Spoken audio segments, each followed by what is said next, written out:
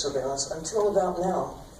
Could you describe some of the new techniques and the hopes for how we could cope with increased traffic, increased activity, and no loss in terms of the bad things people do?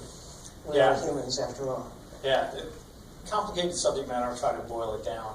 You're exactly right. The technologies have increased actually substantially over the years, and the ability to remotely monitor a fishery, you can potentially do something like that. So if you have a closed area geographically and you've got a fishing fleet that's in compliance, carrying their tracking devices, not shutting them off and doing some things that have done in the past, offers you the opportunity to do actually remote enforcement, which is attractive from a lot of different areas. But there are certain fisheries you can't do that.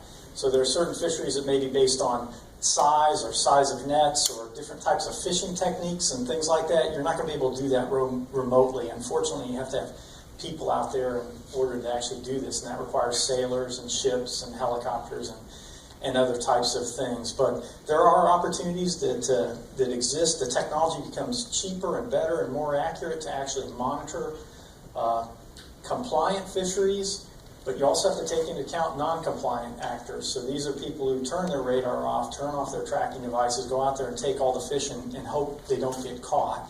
So enforcement is a complicated issue.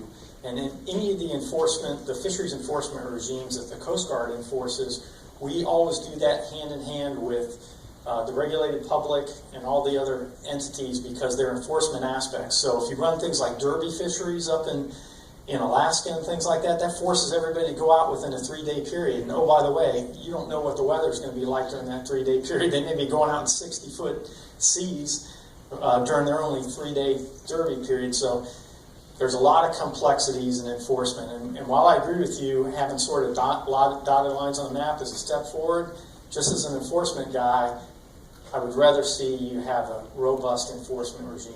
Now, technology is making that increasingly more available for states that may be resource challenged to do this type of work, but you've got to have an enforcement regime. You just got to do it. You can't rely on the goodwill of mankind, in my opinion. I hate to say that, but there are people out there who don't play by the rules, unfortunately.